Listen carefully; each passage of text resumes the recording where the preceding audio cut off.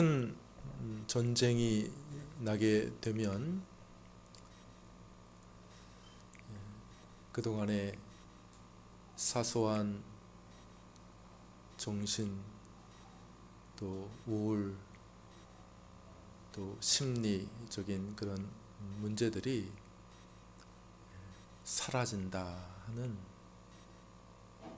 그런 연구 결과가 나와 있습니다.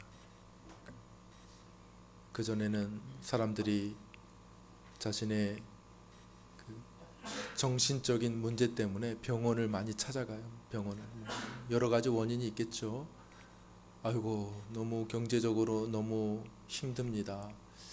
아이고, 빚 때문에 너무 많이 눌립니다. 이렇게 해서 정신과를 많이 찾아가고, 아이고, 직장을 잃었는데 어떻게 살지 모르겠습니다. 이렇게 하면서 또 우울증에 시달리고 낙심하고 또 정신과 심리 치료를 받기도 하고, 뭐 여러 가지 이유가 있을 수 있겠죠. 뭐 사람들과의 복잡한 그런 관계 때문에 힘들어하고, 어떤 앞에 있는 큰 문제 때문에 어려워하여서 그런 일들을 찾는 경우가 점점점 늘어나지 않겠습니까?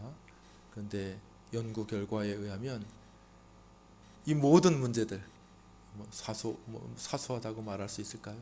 어쨌든 이 크고 작은 이런 모든 문제들이 한 방에 해결되는 그런 일들이 생겨지는데, 그건 뭐냐면 전쟁이 일어나면 사라진대. 전쟁이 일어나면 그동안에 있었던 일들이 그냥 다 사라진대. 왜냐하면 이게 너무 큰 문제이기 때문에. 그죠? 막 당장 자기 남편이 군대로 끌려가는 거예요. 당장 자기 아들들이 군대로 끌려가야 되는 거예요. 당장 막 미사일이 날라오고 폭탄이 터져가지고 피난 준비를 막 해야 되고, 먹을 것 챙겨가지고 옷 챙겨가지고 가야 되니까 사람들이 그 전에 자기를 괴롭히던 작은 문제들이 완전히 사라져버려요. 완전 민감하고 예민하게 이 문제 때문에 막 고민하고 갈등하던 문제들이 순식간에 사라져버리는 그런 효과를 가져오더라. 실제로 연구 결과가 그렇게 나와 있더라는 것이죠. 그러니까 무슨 말입니까? 큰 두려움이 한 방 터지니까 다른 작은 사소한 어려움들은 그냥 싹 사라져. 이 앞일이 너무 크니까 이것 때문에 이거 고민하고, 이거 풀면 또 문제 나오고, 이거 풀면 또 다른 문제 나오고, 그래가지고 그냥 계속 스트레스 받고 우울증에 사로잡혔던 이 사람들이 한 번에 다 사라져버리고 더 이상은 그런 우울증과 낙심에 사로잡히지 않게 되었다. 영적인 일에도, 신앙생활의 문제도 해당된다고 생각이 듭니다.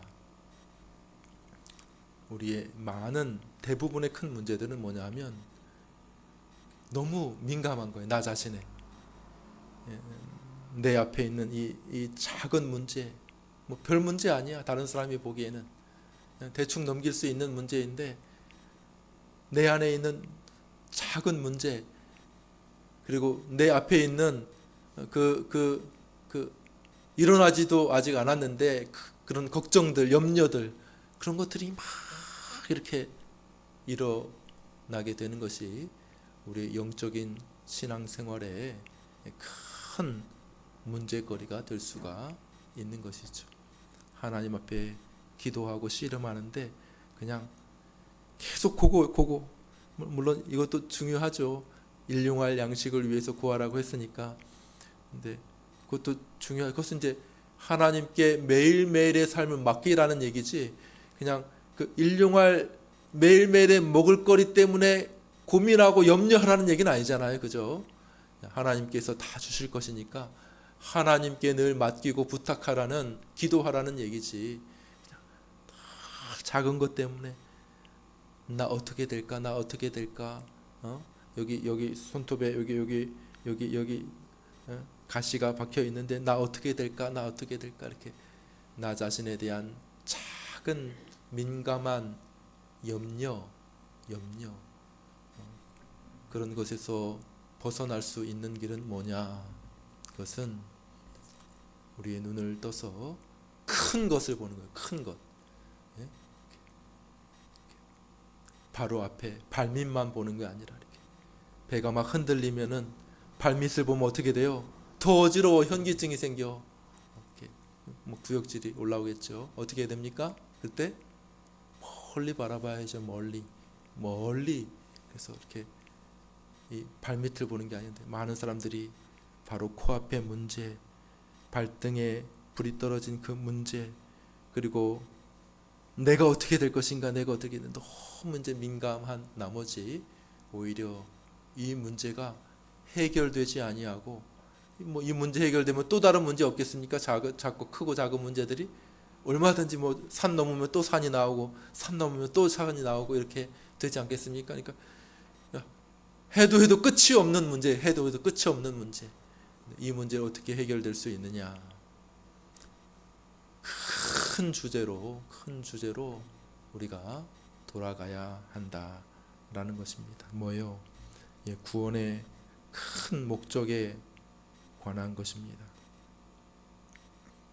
구원이란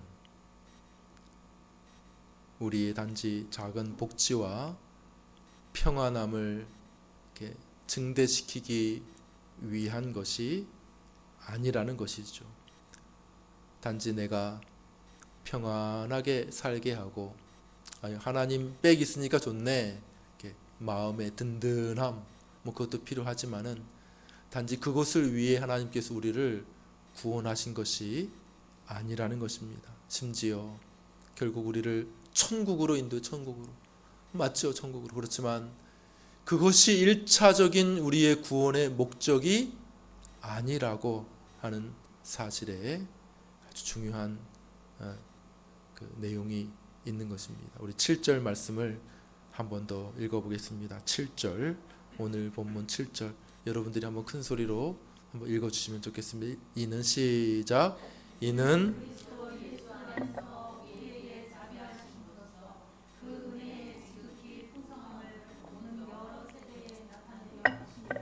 여기 이는이라고 하는 것은 무엇을 위하여, 무엇 때문에, 왜냐하면 이런 의미가 되지 않겠습니까? 왜 하나님께서 이와 같은 구원을 우리에게 베풀어 주셨는가? 이는 구원의 큰 목적은 하나님 자신 때문이라는 거예요. 구원의 큰 목적은 나 때문 아니야? 나 구원하려고? 맞아요. 그렇지만 그것보다도 우선적으로 앞서 있는 그 큰 구원의 목적은 뭐냐면 하나님이라는 거예요. 하나님 때문에 우리를 구원하죠. 이게 무슨 말이에요? 우리 구원하려고 하는 거 아니에요? 맞아요. 그렇지만은 그것보다도 우선적인 큰 구원의 목적이 있는데 그것은 바로 하나님 때문이라 이렇게 말씀하고 있습니다. 뭐요? 하나님을 드러내려고 하신다는 거예요. 하나님의 한마디로 말하면 하나님의 영광을 드러내려고 하나님께서 우리를 구원하셨다는 거예요. 우리가 읽은 본문에 의하면 하나님의 여러 성품들이 나와요. 그 긍휼하심의 그 풍성함을, 그 긍휼의 그 풍성함을, 그 큰 사랑을 인하여 그 자비의 풍성함을 나타내기 위하여 이렇게 하나님의 여러 성품들이 있잖아요. 여러 영광스러운 성품들을 드러내고 나타내기 위하여, 한마디로 말해서 하나님의 그 어떠하심을, 하나님의 그 영광스러우심을 드러내기 위하여 우리를 구원하셨다는 거예요. 이 사실을 우리가 명심 또 명심하는 것이 우리 신앙생활함에 있어서 대단히 중요하다고 하는 사실입니다. 죄에 대해서 생각할 때도 마찬가지입니다. 죄로부터 구원하셨는데 죄가 뭔가 이렇게 생각할 때 사람들이 그냥 어떤 죄의 어떤 특정한 한 부분만을 생각할 수가 있어요. 예를 들면 살인, 큰 죄죠. 살인. 우리나라에도 살인 저지른 그 사형수들이 집행되지 않은 채 56명인가가 있다잖아요. 그죠? 예? 그 중에는 아주 극악한 살인범도 있대요. 누구요? 20명 연쇄살인범. 20명. 예. 그리고 어떤 사람은 9명 가족들을 살해한 9명 연쇄살인범도 있고, 또 자동차 타고 가다가 어떤 사람이 자기를 앞지르게 했다는 거예요. 앞지르기.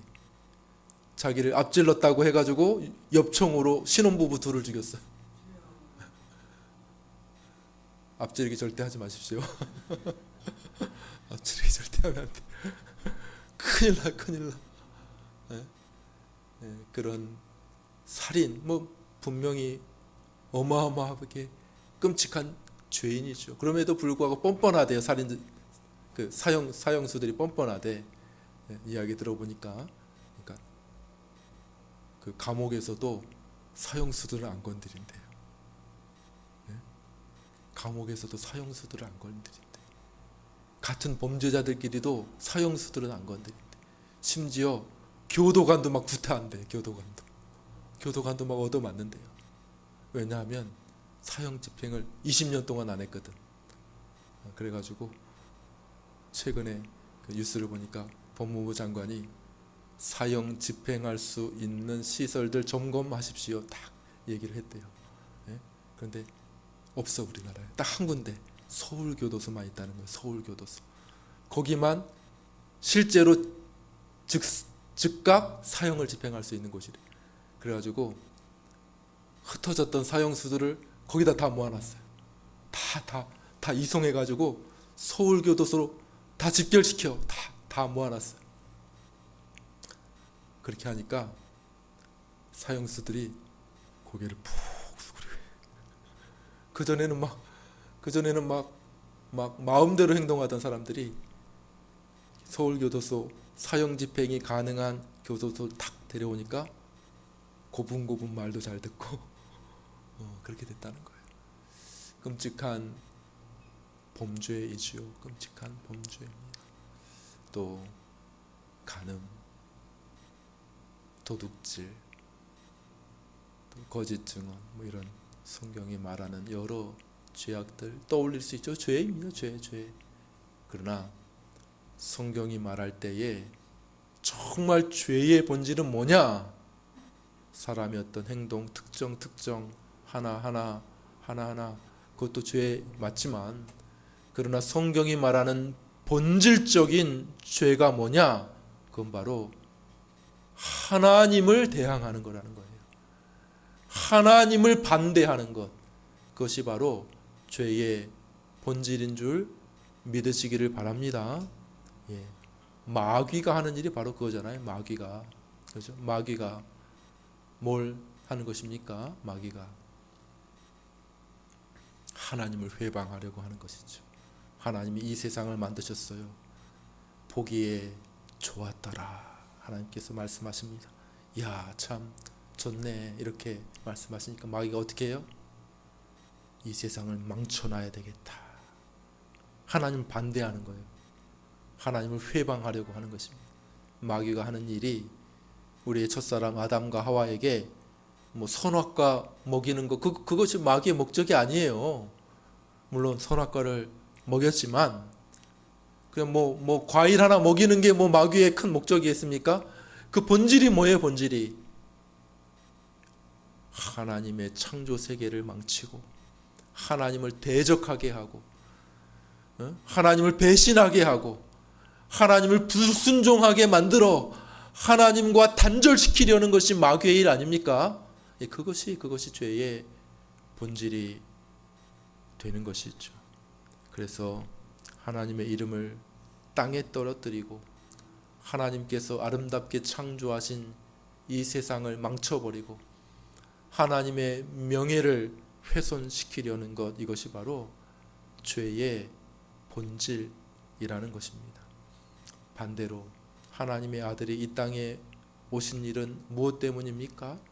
하나님의 아들이 이 땅에 오신 것은 마귀의 일을 멸하려고 온 것이죠. 하나님을 회방하는 일들, 하나님의 명예를 땅에 떨어뜨린 일, 이 마귀의 일을 멸하려고 하나님의 아들이 이 땅에 오신 것이죠. 그래서 그 일의 가장 중요한 것은 뭐냐? 인간을 구원하시려고 오셨지만, 그러나 그 본질적인 목적은 뭐냐? 인간을 구원하여서 다시금 훼손된 하나님의 영광을 훼손시킬 수는 없죠. 사실 본질적으로 말해서 마귀가 어떻게 감히 하나님의 그 높으신 영광을 훼손시킬 수 있겠습니까? 그런데 이 세상 속에서는 그렇게 했다는 거예요. 이 세상 속에서 사람들 가운데는 아이고 하나님이 어디 있어? 하나님이 뭐야? 이렇게 하면서 하나님을 반대하고 하나님의 영예를 훼손시키는 일을 마귀가 했다는 것이죠. 예수님은 이 땅에 오셔서 다시 그것을 회복시키는, 하나님 영광을 높이는 것, 하나님의 이름의 영예를 높이는 일, 그것이 예수님이 하시는 일의 가장 큰 일이고 가장 큰 목적이라고 하는 사실을 여러분 꼭 믿으시기를 바랍니다. 다시 한번 읽어보겠습니다. 다시 한번 7절 오늘 본문 7절 다시 한번 여러분들 지금까지 제가 드렸던 말씀을 여러분들 생각하시면서 다시 한번 7절, 이는 시작, 이는 예수 안에서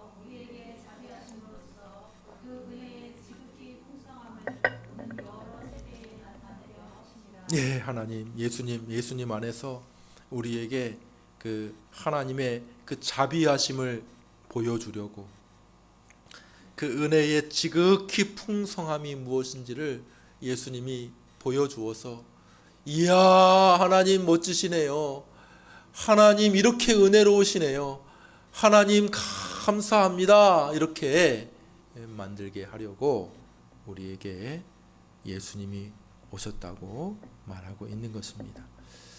사람이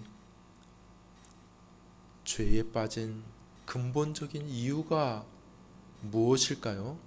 왜 죄에 빠지게 되었는가 한번 생각해 보면 좋을 것 같습니다. 물론 마귀가 뱀을 이용해서 아담과 하와를 유혹했죠. 그러나 가만히 한번 생각해 보십시오. 왜 사람이 죄에 빠지게 되었는가? 하나님 전능하신 분인데 그거 왜 허용하셨느냐는 거죠. 하나님이 잠깐 자리를 비운 사이에 마귀가 와가지고 그 아담과 하와 유혹한 겁니까? 하나님이 계속 계셨으면 되잖아요. 하나님께서 못하게 하시면 되잖아요. 왜 그런 일들이 일어나게 되었는가?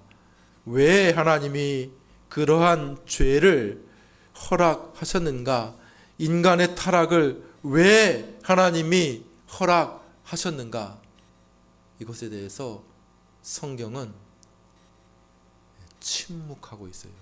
왜 하셨는가? 그러니까 우리가 너무 알려고 파고들면 안 됩니다. 다쳐요.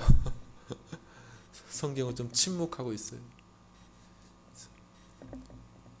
우리의 건전한 성경에 대한 자세는 한번 따라해 봅시다. 성경이 알려주는 데까지 알고 성경이 말하지 않는 것에는 묻지 않는다. 이렇게 이게 성경에 대한 아주 중요한 자세입니다. 그래서 종교 개혁자인 존 칼빈의 성경관이죠. 성경이 이끄는 데까지 가고 성경이 멈추는데 멈춘다. 이것이 굉장히 중요한 성경을 바라보는 관점입니다. 근데 많은 사람들이 그걸 못해요. 그래서 성경이 멈췄는데 계속 궁금해. 계속 가다가 막 잘못된 길에 빠지게 되지 않습니까? 우리가 좀 주의할 필요는 있습니다. 성경이 이것에 대해서 엄밀하게 왜 하나님께서 그러셨는가를 구체적으로 잘 말하지는 않습니다. 그러나 우리가 이성적인 사람들이니까 추측해 볼 수는 있어. 하나님께서 사람을 자유의지를 가지게 만들어 놓으셨다는 것이에요. 선택할 수 있도록. 그것이 인간의 가장 어떤 의미에서 완전한 인간이 인간되는 그러한 특성이 되는 것이죠. 그냥 인간은 프로그램, 로봇 그런 것이 아니라는 것이에요. 인간은 그렇죠. 하나님의 형상을 따라 자유롭게 선택할 수 있는 그러한 자유를 하나님께서 인간에게 주셨다는 것이 요즘에 항상 하도 그 AI 인공지능이 발달을 해가지고 막 인공지능이 막 자기가 판단해가지고 다 하는 것 같아요. 판단력이 있는 것 같고 의지가 있는 것 같아. 사람보다 더 똑똑해요. 제가 물어보니까 말도 잘해주고 답변도 잘해줘요. 그런데 프로그램 된 거죠. 복잡하게.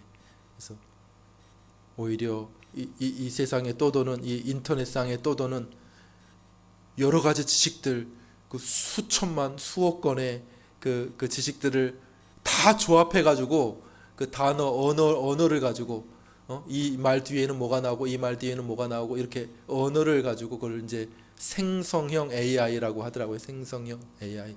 그 조합을 다 맞춰가지고 답변을 딱 내주는데 우와 너무 뛰어난 거예요. 아무리 그래도 프로그램입니다. 프로그램 AI. 자기 의지가 있는 것이 아니라 다 프로그램으로 이렇게 다 만들어 놓은 것 아니겠습니까? 인간은 다르죠. 하나님께서 인간을 어떻게 만들어 놓으셨습니까? 스스로 결정할 수 있도록, 선택할 수 있도록, 로봇으로, 프로그램으로 이것을 딱 배제해 놓은 것이 아니고 자유롭게, 그러니까 어떤 일이 벌어지게 됩니까? 죄도 지을 수 있는 자유가 인간에게 있다는 거예요. 그걸 막아버리면 자유의지가 없는 거지. 그러니까 자유의지라고 하는 측면에서 인간의 그 최고로 높은 그런 영광이니까 그것이 하나님을 닮은, 하나님의 형상을 닮은 최고로 높은 그 영광이니까 하나님께서 그것 같은 허락해 주셨고, 그로 말미암아 인간은 죄를 지을 가능성이 있게 창조되었다. 하나님 책임은 아닙니다. 그렇다고 해가지고 하나님 왜 그렇게 만드셨어요? 이렇게 말할 수는 없어요. 제일 좋은 걸 주신 거예요. 제일 좋은 것, 제일 영광스러운 것을 주신 거예요. 로봇으로 만들지 않고 인간의 자유의지, 하나님의 형상, 가장 고결한 하나님의 형상을 따라 우리를 지어주셨는데 거기에서 죄에 빠질 수 있는 가능성이 있었다. 이렇게 우리가 이해할 수 있을 것입니다. 그 한 가지 첫 번째 답변이 되겠죠. 그러나 두 번째 답변은 뭡니까? 두 번째 답변은 사람이 왜 죄를 짓게 되었는가? 그것은 하나님의 사랑과 자비를 나타내시려고 인간이 죄에 빠지게 되었다는 것이죠. 오늘 본문에 의하면 그렇다는 것입니다. 우리 한번 3절 4절 말씀을 한 번만 더 읽어볼까요? 3절 4절 오늘 본문입니다. 여러분들 한번 읽어주십시오. 시작. 전에는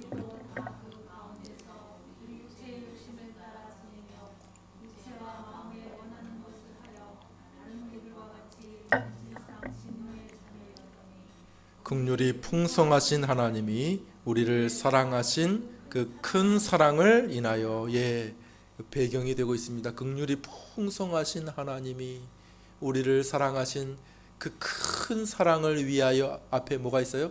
배경이 있어요. 배경 뭐요? 인간이 욕심을 따라 범죄하고 본질상 하나님의 진노의 자녀가 되었는데, 그런데 그 하나님의 그 풍성하신 긍휼과 그 사랑의 배경이 되고 있다는 것이죠. 만일 우리가 죄에 빠져 죽어 있고 진노의 상태에 있지 않았다면 하나님의 그 사랑과 긍휼이 드러날 기회가 있어요, 없어요? 드러날 기회가 없다는 거예요, 없다는 거예요. 물론 하나님은 처음부터 은혜롭고 자비롭고 사랑이 많으시고 긍휼이 많으시지만은, 그렇지만 그것이 드러날 기회가 있어요, 없어요? 없다는 거예요, 없다는 거예요. 그잖아요.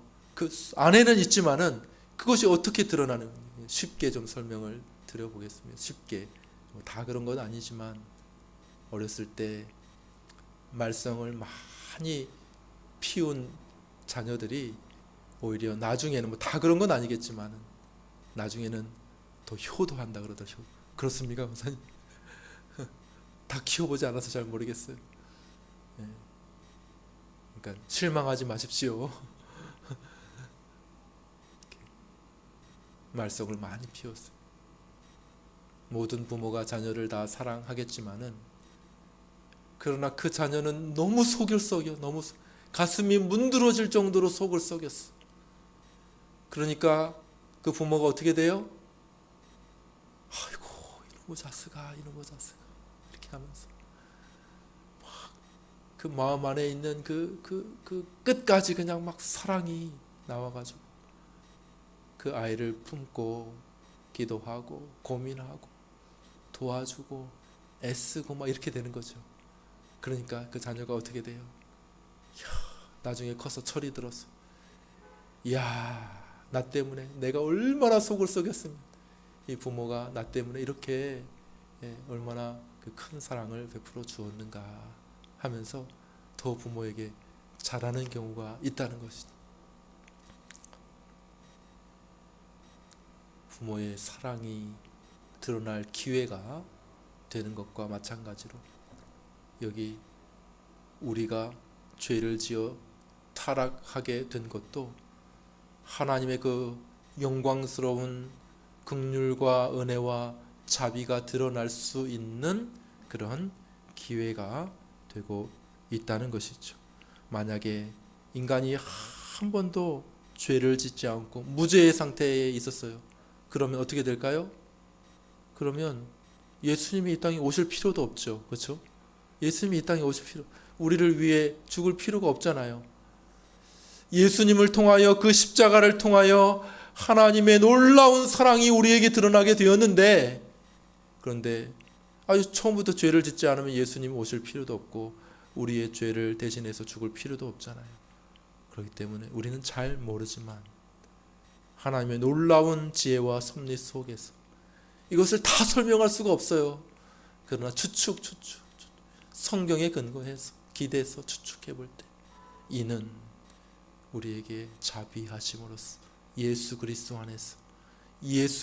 안에서 우리에게 자비하심으로써 하나님의 그 은혜의 풍성함을 오는 세대에 나타내려 하심이니라.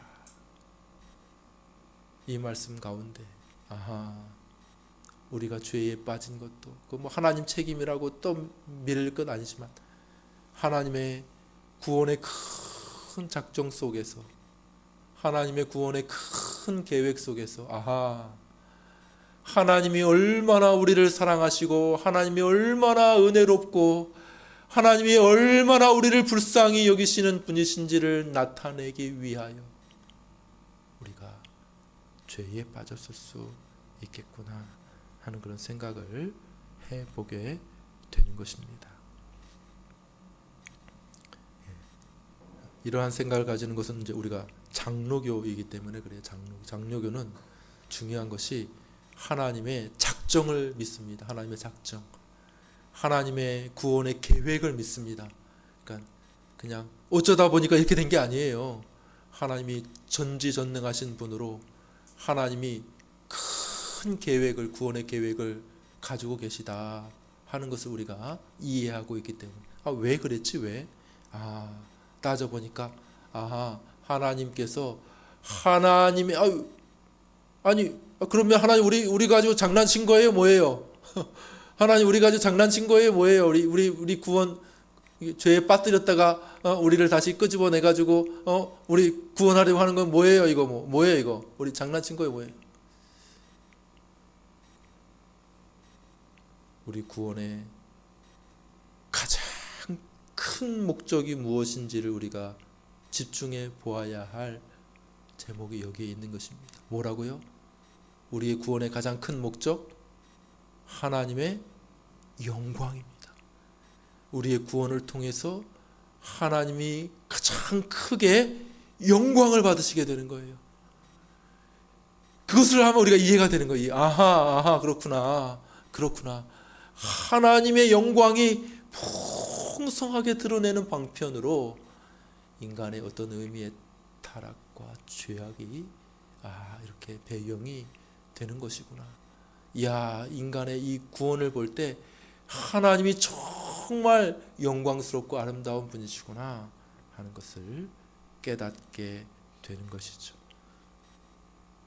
다른 관점에서 빠르게 다른 관점에서 시간이 많이 지났네요. 벌써 시간. 다른 관점에서 한 가지만 보겠습니다. 우리 8절 9절 말씀을 읽어보겠습니다. 8절 9절 한번 읽겠습니다. 시작.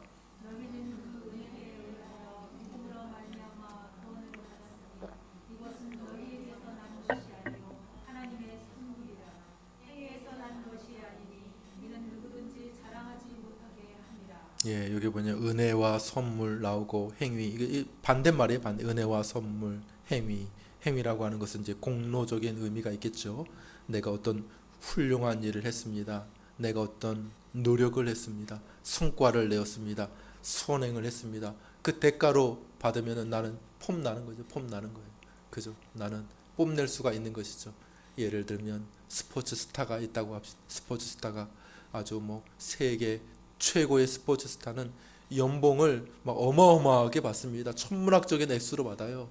예? 그런데 그 사람들이 그냥 받은 게 아니라 그냥 거저 받은 게 아니라 엄청난 땀을 흘리고 뼈를 깎는 그런 노력을 했기 때문에 그 수많은 경쟁자들 속에서 그들이 그런 대우를 받게 되는 거예요. 예를 들어 제가 아는 테니스 선수 중에 세계 1위를 했었죠. 최근까지 라파엘 나달이라고 하는 사람.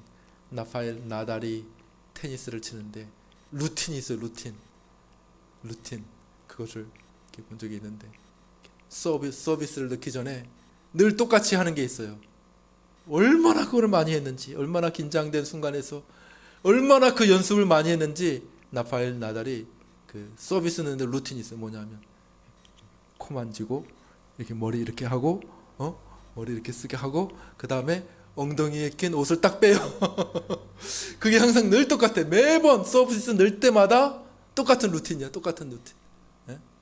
얼마나 노력을 했으면 천문학적인 노력의 결과로 천문학적인 액수의 그 연봉을 받게 되고 상금을 받게 되지 않습니까? 막 사람들이 저마다 막 그 라파엘 나달에게 이렇게 광고 하나 붙이려고 얼마나 돈을 많이 쓰는지 몰라요. 라파엘 나달에게 그 시계를 차기 위해서 롤렉스인가요? 롤렉스 테니스 칠 때 시계를 차라는 거. 시계를. 아니 얼마나 불편해 시계 차면. 그죠? 그런데 라파엘 나달에게 시계를 차기 위해서 천문학적인 액수를 쏟아 부었어요. 이게 강한 스트로크를 이렇게 치는데 시계가 괜찮다는 거예요. 그거를 알려주기 위해서. 뿐만 아니라 시계가 얼마나 가벼운지 몰라. 찬 것 같지도 않다는 거예요. 그 광고야, 광고. 네? 네? 시계를 차고. 그래서 라파엘 나달이 결국 설득돼서 그 시계를 차고 테니스를 쳤어. 테니스를 칠 때마다 이 시계를 차고 있어요. 강력하게 탁 치는데도 이게 견디고 가볍다는 거예요. 그 시계 효과, 광고 효과가 얼마나 많이 나는지, 그 사람한테 이 시계를 채움으로 인해서 그 광고 효과가 얼마나 많이 나는지 천문학적인 액수를 주고 그 사람에게 시계를 채우는 것 아니겠습니까? 노력을 많이 한 것이죠. 그것은 이제 자기 자랑이 될 수 있고, 내가 노력을 계속 코 만지고 이렇게 머리 만지고 이렇게 하고 해가지고 노력을 해가지고 딴 거니까. 그러나 여기서 은혜, 선물은 그런 것이 아니죠. 내가 한 것이 아무것도 없어. 나의 공로가 아무것도 없어요. 그런데 받은 사람 내가 아니라 누가 주인공이에요? 준 사람이 주인공이에요. 준 사람이. 주는 사람이 나 때문에 내가 뭐 해서가 아니라 준 사람이 대단해가지고 나한테 선물을 준 거예요. 그가 높아져야 되지 않겠습니까? 주중에 교회에 있는데 전화가 왔어요. 오래전에 아는 지인이 전화가 왔어요. 목사님 교회에 계십니까? 네. 그래서 제가 찾아뵙고 싶습니다. 그래서 예, 오세요. 이렇게 했는데 잠깐 대화를 나누고 이제 봉투를 놓고 가셨는데, 다음날 헤아려 보니까 꽤 놀랄 만한 큰 헌금을 하고 가셨더라고요. 그래서 제가 아니 어떻게 이렇게 돼? 제가 많이 기도하고 이렇게 헌금을 드리게 되었습니다. 그러시더라고요. 받은 사람은 뭐 뽐낼 만한 것이 없잖아요. 그죠? 받은 사람은 뽐낼 만한 것이 뭐 한 게 아무것도 없는데 아무것도 한 게 없는데, 근데 그분이 믿음으로 하나님을 향한 믿음으로 오래 기도하시다가 이렇게 하시게 되었다. 선물의 선물. 구원이라는 것은 선물입니다. 누가? 하나님이 우리에게 구원의 선물을 주신 줄 믿으시기를 바랍니다.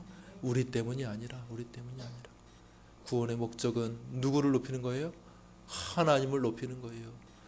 구원의 목적은 나 자랑하는 게 아니고, 많은 사람들이 막 가끔 착각을 해요. 어떻게 구원 받으셨습니까?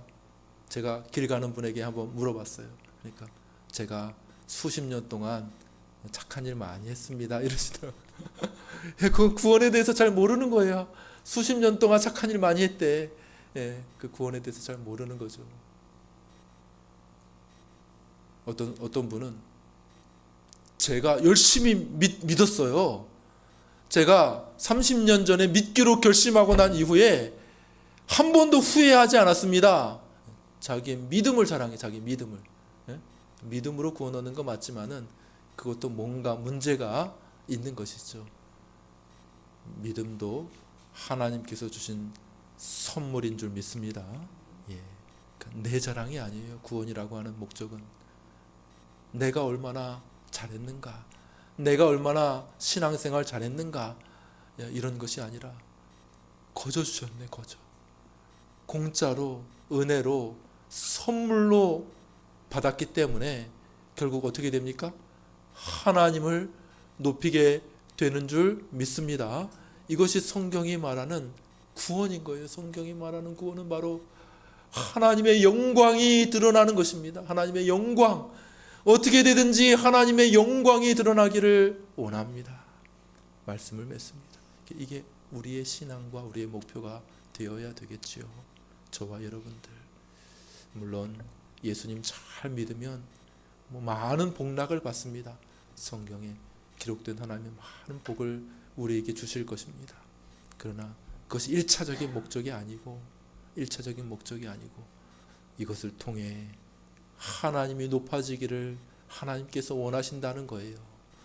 하나님의 그 영광이 드러나기를 하나님께서 정말 원하신다는 거예요. 이것을 이해해야 돼요. 이것을 이해해야 바르게 신앙생활할 수가 있는 것이죠. 그래서 저와 여러분, 또 우리 교회가 추구해야 되고 기도해야 될 건 뭡니까? 하나님, 저를 통하여, 이 교회를 통하여 하나님의 영광이 크게 드러나기를 원합니다. 이렇게 기도해 주시기를 주님의 이름으로 부탁을 드립니다. 우리 찬송하겠습니다. 찬송가 298장